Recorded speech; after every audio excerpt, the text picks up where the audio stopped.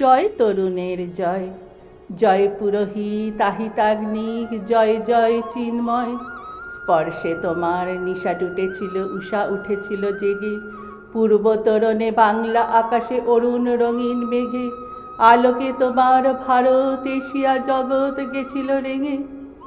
হে যুবক মুসাফির, স্থবিরের বুকে ধ্বনিলে শঙ্খ জাগরণ পর্বের, জিঞ্জির বাঁধা ভীত চকিতের অভয় দানিলে আসি, সুপ্তের বুকে বাজালে তোমার বিষাণ হে সন্ন্যাসী, রুক্ষের বুকে বাজে তোমার কালীয় দমনবাসী। আসিলে সব্যসাচী, কোদণ্ডে তব নব উল্লাসে নাচিয়া উঠিল প্রাচী, টঙ্কারে তব দিকে দিকে সুদূর নিয়া উঠিল জয়, ডঙ্কা তোমার উঠিল বাজিয়া মাভৈ মন্ত্রময়, শঙ্কা হরণ হে সৈনিক, নাহিক তোমার ক্ষয়। স্বামীজির পুণ্য জন্মতিথিতে তাঁর চরণে জানাই শতকোটি প্রণাম। গীত সঙ্গীত ও SM প্রোডাকশনের পক্ষ থেকে চ্যানেল ভিশনের সকল দর্শক বন্ধুকে জানাই আজকের এই শুভ দিনের প্রীতি, শুভেচ্ছা ও অভিনন্দন।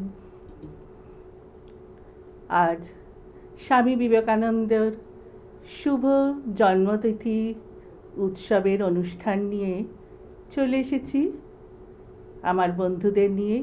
আমার সঙ্গে আছে বিশিষ্ট বাচিক শিল্পী দোলনচাঁপা মৈত্র। নমস্কার। চ্যানেল ভিশনের সকল দর্শক শ্রোতা বন্ধুকে আন্তরিক প্রীতি ও শুভেচ্ছা, অফুরান ভালোবাসা।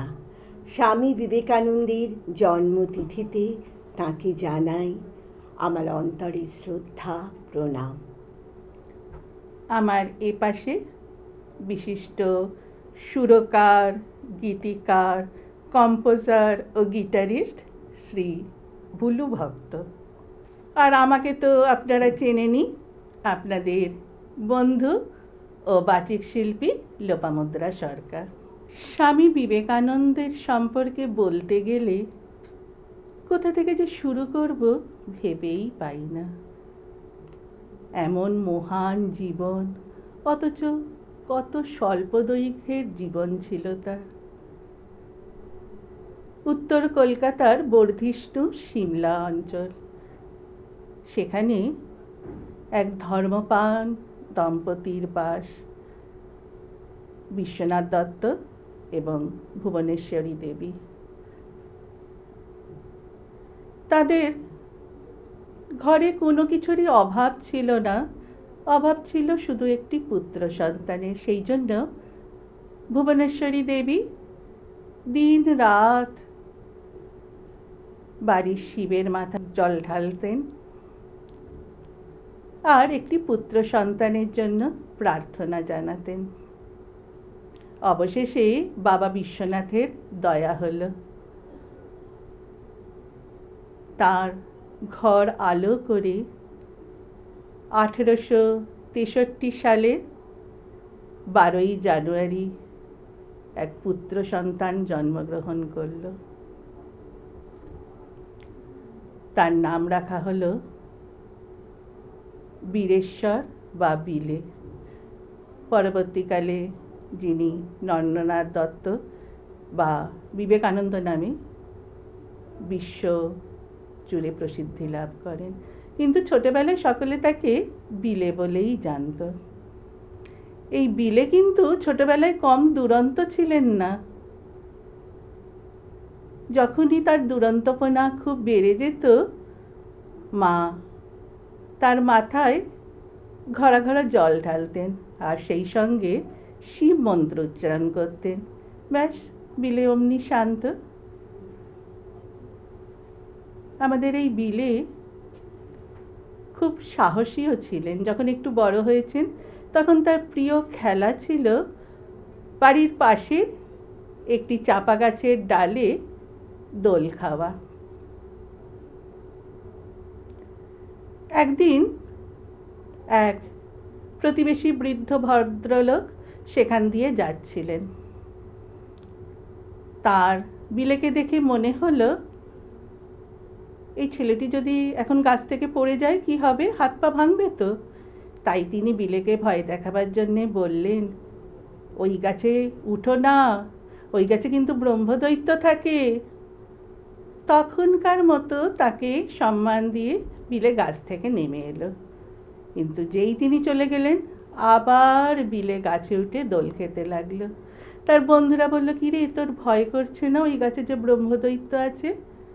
বিলে বলল, সত্যি সত্যি ব্রহ্মদৈত্য আছে কিনা পরীক্ষা করার জন্যই তো দোল খাটছি। যদি সত্যি ব্রহ্মদৈত্য থাকতো তাহলে নিশ্চয়ই এতক্ষণে এসে আমার ঘাড় মটকাতো। পরীক্ষা না করে প্রমাণের ছাড়া কিছুই বিশ্বাস করিস না।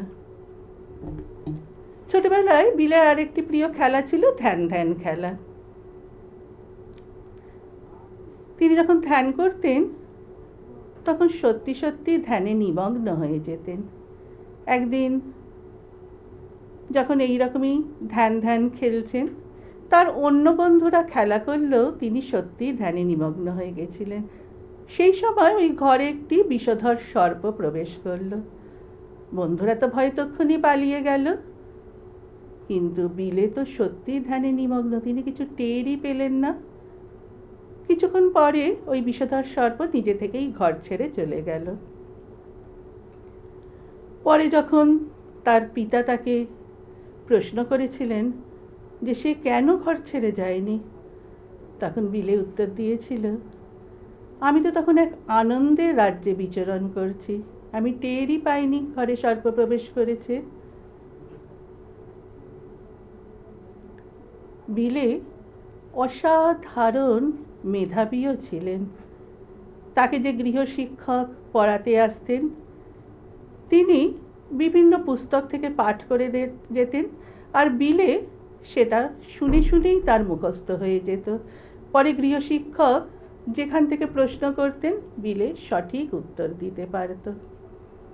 তিনি অসাধারণ দয়ালুও ছিলেন। বাড়িতে কোনো ভিখারি বা দরিদ্র মানুষ এলে তিনি হাতের কাছে যা পেতেন তাদের হাতে দিয়ে দিতেন। এই জন্য তার মা রেগে গিয়ে একদিন তাকে ঘরে বন্ধ করে রাখলেন। সেই সময় নিচে একজন ভিক্ষুক এসেছে, হাতের কাছে কিছু না পেয়ে বিলে মায়ের একটি মূল্যবান শাড়ি জানলা গলিয়ে ভিক্ষুকের হাতে দিয়ে দিলেন। ছোটবেলা থেকেই এমন দয়ালু ছিলেন বলেই পরবর্তীকালে তিনি শিবগানে জীব সেবার আদর্শ প্রচার করতে পেরেছিলেন।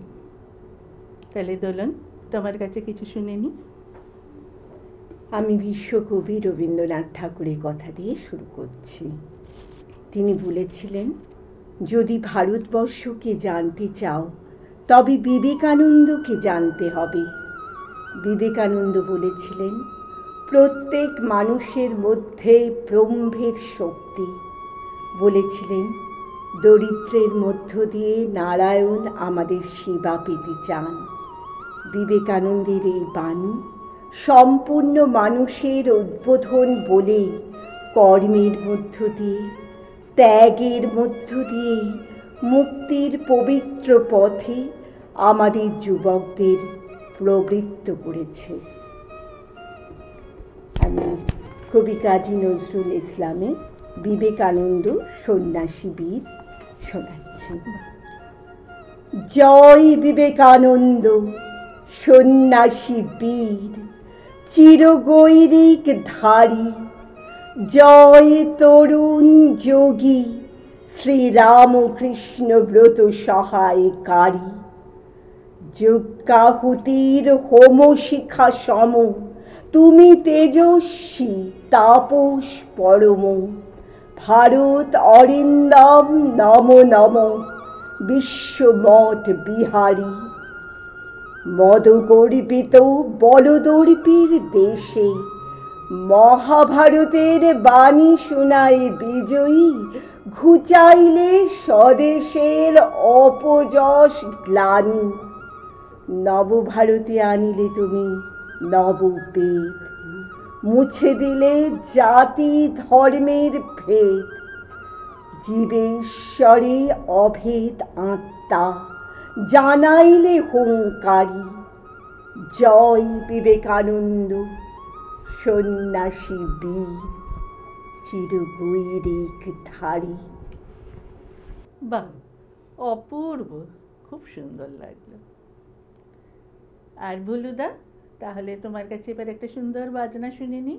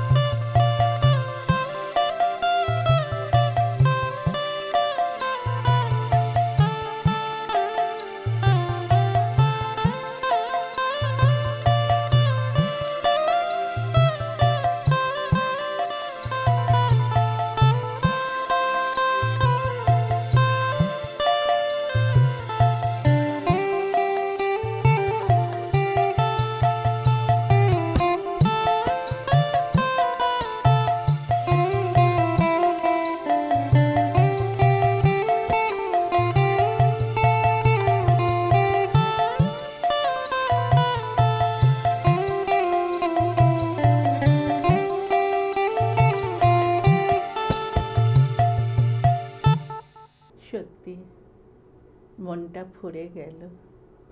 শ্রাবণ মাসের দুপুর গড়িয়েছে খানিক অপরাহ্নের দিকে।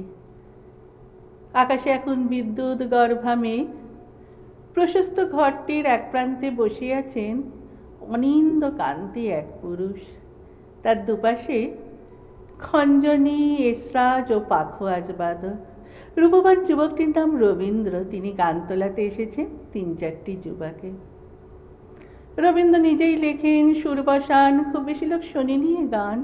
তবু যুবাদের মধ্যে যে সবচেয়ে দীপ্যমান, হীরের মতো ঝকমক করছে চোখ, সে আচমকাই গেয়ে ওঠে, তোমারই করিয়াছি জীবনেরও ধ্রুবতারা। কিছুকাল পূর্বে রচিত গান কেমন করে জানল এই যুবা? বিস্মিত হন স্রষ্টা। এমন ভারী দানাদার গলা, এমন নিখুঁত সুরজ্ঞান রবীন্দ্রের আগে বিশেষ শোনেননি। তার চেয়ে বয়সে ছোট, ছেলেটির বাড়ি সিমলে পাড়ায়, নাম নরেন দত্ত।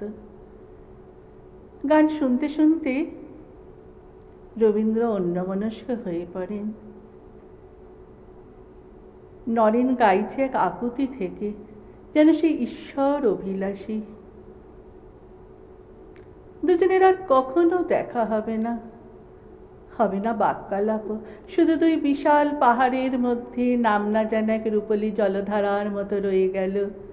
একটি গান, একটি সুর, একটি মূর্ছনা, তোমারই করিয়াছি জীবনের ধ্রুবতারা। নরেন্দ্রনাথ দত্তের জীবনের দ্বিতীয় পর্যায় শুরু হয় যখন তিনি তার গুরু শ্রী শ্রী রামকৃষ্ণ পরমহংসের সান্নিধ্যে আসেন। তখন তিনি কলেজে পড়েন, জেনারেল অ্যাসেম্বলিজ ইনস্টিটিউশনের ছাত্র। সেই সময় তিনি বক্তা হিসেবে প্রসিদ্ধি অর্জন করেছিলেন। স্বয়ং সুরেন্দ্রনাথ বন্দ্যোপাধ্যায়ও তার বক্তৃতা শুনে মুগ্ধ হয়েছিলেন।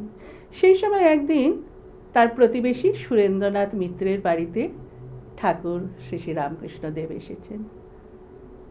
এসেই ঠাকুর গান শুনতে চাইলেন, আর গান কে গাইবে নরেন ছাড়া। নরেনকে ডেকে আনা হলো। একের পর এক গান গেয়ে চলল নরেন। ঠাকুর মুগ্ধ হলেন, তাকে যেতে বললেন দক্ষিণেশ্বরে। এরপর থেকে প্রায় কখনো সুরেন্দ্রনাথ মিত্র, কখনো বলরাম বসু, কখনো রামচন্দ্র দত্ত, তাদের সঙ্গে নরেন দক্ষিণেশ্বরে যেতে লাগলেন। একদিন তিনি ঠাকুরকে প্রশ্ন করলেন, আচ্ছা, আপনি কি ভগবানকে দেখেছেন? ঠাকুর হেসে বললেন, হ্যাঁ দেখেছি তো, এই তোকে যেমন দেখছি তেমনই দেখেছি। এই কথা শুনেই মুহূর্তের মধ্যে নরেন ঠাকুরকে মনে মনে যেন তার গুরু বলে মেনে নিলেন। অবশেষে এলো সেই সময়। ঠাকুর এক কঠিন রোগে আক্রান্ত হলেন। সেই সময় তাকে নিয়ে আসা হলো কাশীপুর উদ্যানবাটিতে। নরেন সহ ঠাকুরের অন্তরঙ্গ শিষ্য ভক্তরা কাশীপুর উদ্যানবাটিতে থেকে তার সেবায় নিয়োজিত হলো। সেই সময় ঠাকুর একদিন 1 জানুয়ারি কল্পতরু হলেন। সকল শিষ্যদের ডেকে বললেন, তোদের চৈতন্য হোক। এর কিছুকালের মধ্যেই ঠাকুরের দেহাবসান হলো। নরেন সহ 12 জন শিষ্য সন্ন্যাস গ্রহণ করলেন। মৃত্যুর পূর্বেই ঠাকুর বলে গিয়েছিলেন, আমার অবর্তমানে নরেনই তোদের নেতা হবেন। সেই হিসেবে নরেন্দ্রনাথকেই তারা তাদের গুরুভাই হিসেবে, আদর্শ হিসেবে মেনে নিলেন। তাহলে দোলন, তোমার কাছে এবার একটা কবিতা শুনে নি। আমি কবি স্বামী পূর্ণাত্মানন্দের মানুষ হতে পারিনি শোনাচ্ছি। তুমি স্বপ্ন দেখেছিলে এক জাগ্রত ভারতবর্ষে, এক সমৃদ্ধ ভারতবর্ষে, এক নতুন ভারতবর্ষে, যার প্রত্যেকটি মানুষ মাথা উঁচু করে দাঁড়িয়ে সগর্বে বলবে, আমি ভারতবাসী, ভারতবাসী আমার ভাই, ভারতবাসী আমার প্রাণ। মূর্খ ভারতবাসী, দরিদ্র ভারতবাসী, চণ্ডাল ভারতবাসী আমার রক্ত, আমার ভাই। বলবে, ভারত আমার দেশ, আমার গর্ব ভারত, আমার স্বপ্ন ভারত। ভারতের কল্যাণ আমার কল্যাণ। দীর্ঘ 100টি বসন্ত চলে গেল এক এক করে, কিন্তু কই আজও আমরা পারলাম না তোমার সাধের স্বপ্নকে সত্য করে তুলতে, তোমার গর্বকে আমাদের সবার গর্ব বলে দেখতে। না পারার কারণ তোমার শর্ত আমরা পূর্ণ করতে পারিনি। তুমি বারবার চেয়েছিলে একটি জিনিস, মানুষ, খাঁটি মানুষ, নিটোল, নির্ভেজাল। সংখ্যায় আমরা অনেক অনেক, কিন্তু তোমার শর্তে মানুষ হতে পারিনি, মানুষ হতে পারিনি। আর ভুলুদা, তোমার কাছে তাহলে আর একটা সুন্দর সুর শুনে নি।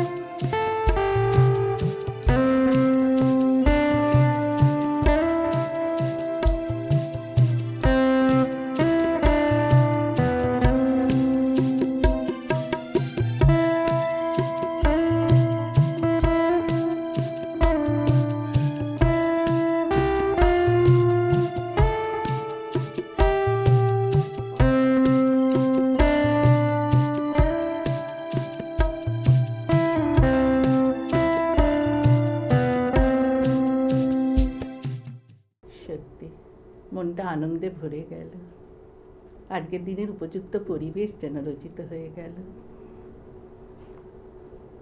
এরপর এলো 1893 সালের 11ই সেপ্টেম্বর, যেদিন শিকাগো ধর্ম সম্মেলনে স্বামী বিবেকানন্দ তার বক্তৃতার মাধ্যমে সারা পৃথিবীবাসীর হৃদয়ে জয় করে নিলেন, আর সেই সঙ্গে হিন্দু ধর্ম জগৎসভায় শ্রেষ্ঠ আসন নিল।